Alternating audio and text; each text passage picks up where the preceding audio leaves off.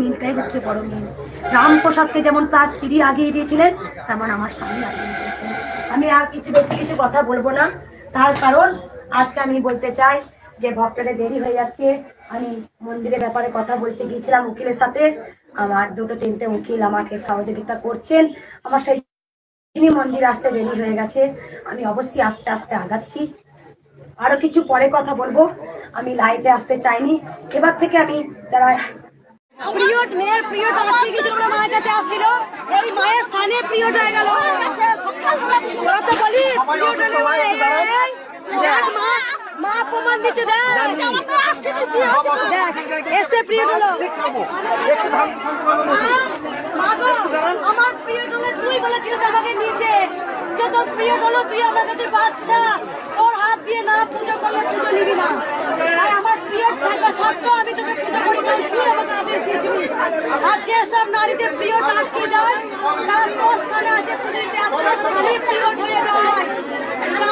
আমার মা তোর ওটা পিরিয়ড হয়, মা তোর পিরিয়ড হয়। পিরিয়ড হলে কি মেয়েরা অশান্তি হয় না? পিরিয়ড না হলে যে মায়েরা মা হবে না, তাই তুই প্রমাণ করেছিস মা। তার জন্য আমাকে অনেক কটু কথা শুনতে হয়। তোর সঙ্গে স্বয়ং আমার কথা হয় মা, তুই আমাকে আদেশ দিয়েছিস। আজকে যত ভক্ত আছে দেখ, আজকে তোর কাছে আসবে মা। দেখ পিরিয়ড আজকে ছিল বলে তোর কাছে পুজো এসেছিল, তোর স্থানে এসে মায়ের মেয়ের। আপনারা দেখছেন আদর্শ তিতুমির পত্রিকার সঙ্গে রয়েছে আমি ধৃতরাষ্ট্র। আজকে আপনাদেরকে দেখাবো যে আমাদের দেশ থেকে এই ভণ্ডামো আর কবে শেষ হবে, ধর্মের নামে যে ব্যবসা এটা কবে শেষ হবে, এটা আমাদের প্রশ্ন। আপনারা বর্ধমানের যে কৃষ্ণকালী সেজে কৃষ্ণকালীর ভেক ধরে যিনি নাট্য অভিনয় করছেন, ওখানে মন্দিরে হাতে একটা ত্রিশূল নিয়ে যিনি নাট্য অভিনয় করছেন, আর তাকে যারা দেবতা হিসাবে প্রমোট করছেন, তারা হচ্ছে তারই চক্রের লোক। কারণ এই যে মঙ্গলা কোরা আজকে আমরা আপনাদেরকে দেখাতে চাই, যিনি শ্রী শ্রী ঠাকুর রামকৃষ্ণ দেব এবং রামপ্রসাদ, এ দুজন যে আলাদা ব্যক্তি ছিলেন সেটাই তিনি জানেন না। দেখুন না, আমরা আপনাদেরকে দেখাচ্ছি। এই মহিলা মঙ্গলা কোরা, তিনি তার স্বামী যে ফুচকা বিক্রি করতেন, যিনি এখন তাকে সাধক বানিয়ে দিচ্ছেন। কি বলছেন? যে রামপ্রসাদকে যেমন তার স্ত্রী এগিয়ে দিয়েছিলেন মায়ের কাছে, ঠিক তেমনি আমার স্বামীও এগিয়ে দিচ্ছেন আমাকে। স্বামীর হাত ধরে গলায় একেবারে মোটা রজনীগন্ধার মালা পরে তারপর এটা বলছেন। এবার আজকের আপনারা এটা বোঝার চেষ্টা করুন যে যে মহিলা নিজেকে মা কালী বলে মানুষকে ঠকাচ্ছেন, মানুষকে ধোকা দিচ্ছেন, মানুষের থেকে টাকা তুলছেন একটা সামান্য চিটফান্ডের এজেন্ট থেকে, সেই মহিলা জানেন না যে শ্রী শ্রী রামকৃষ্ণদেব কে ছিলেন আর রামপ্রসাদ কে ছিলেন। পরমহংস রামকৃষ্ণদেব আর সাধক রামপ্রসাদ, এই দুজন যে আলাদা ব্যক্তি সেটাই তিনি জানেন না। তিনি বলতে চেয়েছিলেন এটা যে ঠাকুর শ্রী শ্রী রামকৃষ্ণদেব তিনি তার স্ত্রীকে মা বলে ডাকতেন এবং তার স্ত্রী তাকে মায়ের কাজে আরও এগিয়ে দিয়েছিলেন। দেখুন সেটা কিভাবে ভুল ব্যাখ্যা দিচ্ছেন, এবং ভুল ব্যাখ্যা দেওয়ার পরও কিছু লোক এগুলো জানে না, তারা গিয়ে একেবারে দেবী দেবী করে তাকে, যে আমরা বলেছিলাম যে যারা ভণ্ডামি করে তাদেরকে যারা আরও দেবী দেবী করছে তাদের আরও বেশি শাস্তি হওয়া উচিত। এই কৃষ্ণকালীর যিনি মঙ্গলা করা, তিনি জেনে নিন, না জানলে এটা জেনে নিন ভালো করে, যে শ্রী শ্রী পরমহংস রামকৃষ্ণদেব তিনি ছিলেন একজন, আর আপনি রামপ্রসাদ বলে যাকে বলছেন তিনি আর একজন। এবার আপনি জানতে চান যে রামপ্রসাদ আর রামকৃষ্ণ কে ছিলেন। আমরা আপনাদেরকে ওই মহিলার উদ্দেশ্যই বলছি, আপনাদের সকলেরই প্রায় জানা, তবু এটা আমাদের কাছে নজরে এসছে। শুধু এটা নয়, কিভাবে মানুষকে বলছেন যে মন্দির তৈরি করতে হবে, এখানে 10,000, 20,000, 50,000 টাকা দাও। বুঝতে পারছেন কি লালসা, কি লিপ্সা। আর যে মুখগুলোকে দেখানো হচ্ছে আপনারা দেখুন, একেবারে নিরন্ন গরিব মানুষগুলোকে সেখানে তাদেরকে শিখিয়ে নিয়ে এসে তাদেরকে বলে সেইটাকে ইউটিউব চ্যানেলে প্রচার করে খরিদ্দার আরও ঢোকাচ্ছে।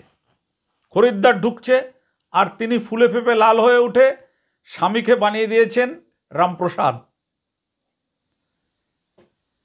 দেখুন মঙ্গলা দেবী, আপনি শুনে নিন,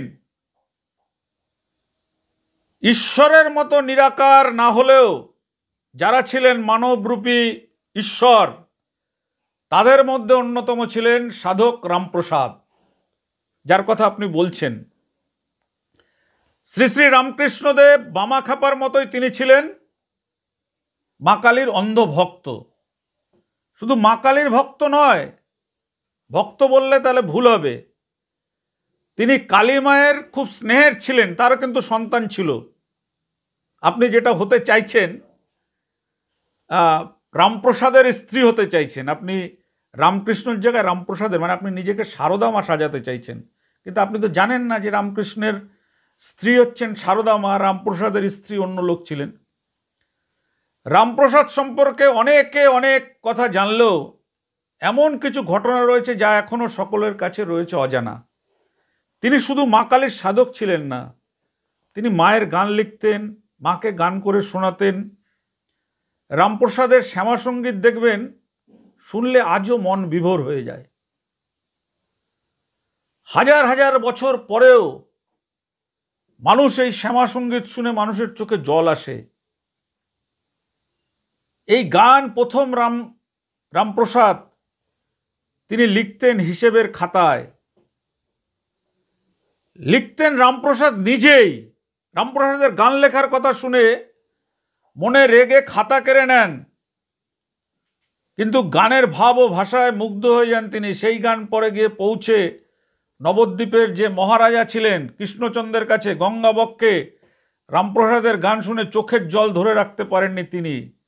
রামপ্রসাদকে দিতে চেয়েছিলেন 100 বিঘা জমি, কিন্তু তার বদলে রামপ্রসাদের কাছ থেকে তিনি পেয়েছিলেন বিদ্যাসুন্দর কাব্য।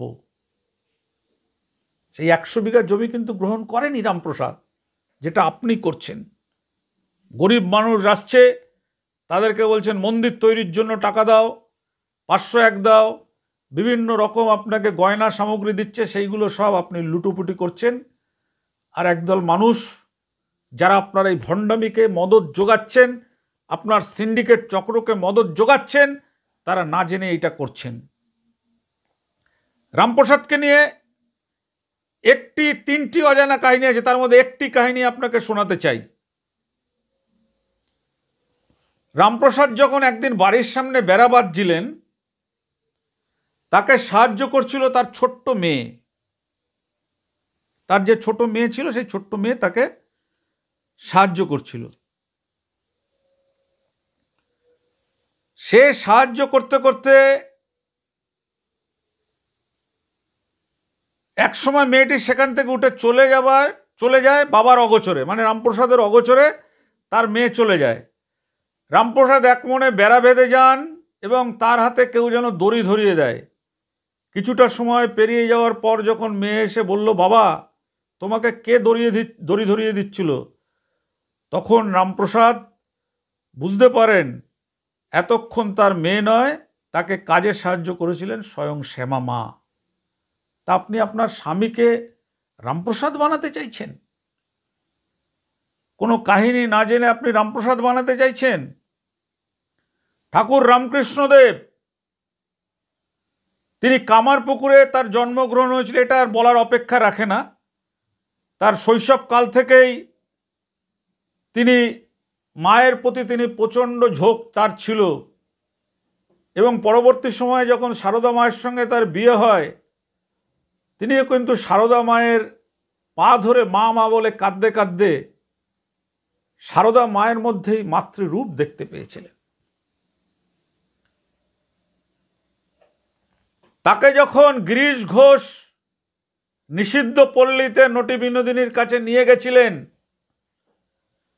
যখন নটি বিনোদিনী ঠাকুরকে পরীক্ষা করার জন্য বিভিন্ন রকম পোশাকে সাজগোজ করে তার ভেতরে কাম প্রবৃত্তি জাগানোর চেষ্টা করেছিলেন, ঠাকুর রামকৃষ্ণদেব কিন্তু তখন নটি বিনোদিনীকেও মাতৃরূপে জ্ঞান করে মা মা বলে তাকে চোখের জল ফেলেছিলেন।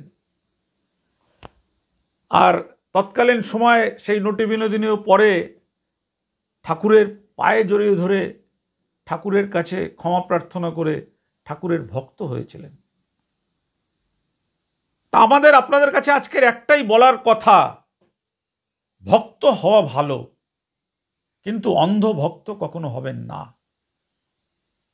অন্ধ ভক্ত কখনো হবেন না। এই যে আপনারা যেটা করছেন বর্ধমানের কৃষ্ণকালী, এটা কখনো হতে পারে যে চোখে দেখে না তার নাকি ত্রিশূল ছোঁয়ালে সে নাকি চোখে দেখতে পারছে,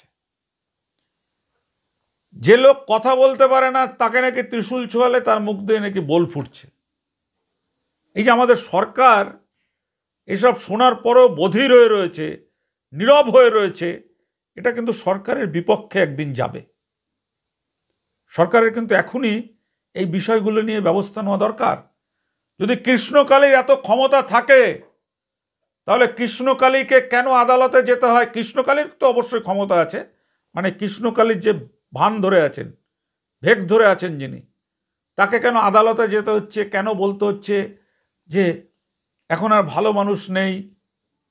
আর দেখবেন যাদের হাতে ভালো মাল মশলা নিয়ে যাচ্ছেন তাদেরকেই ক্যামেরায় ধরছে মাইক্রোফোন দিয়ে, আর যে গরিব গুরবগুলো লাইন থাকছে তাদের ধাক্কা দিয়ে সরিয়ে দিয়ে এগিয়ে যাচ্ছেন।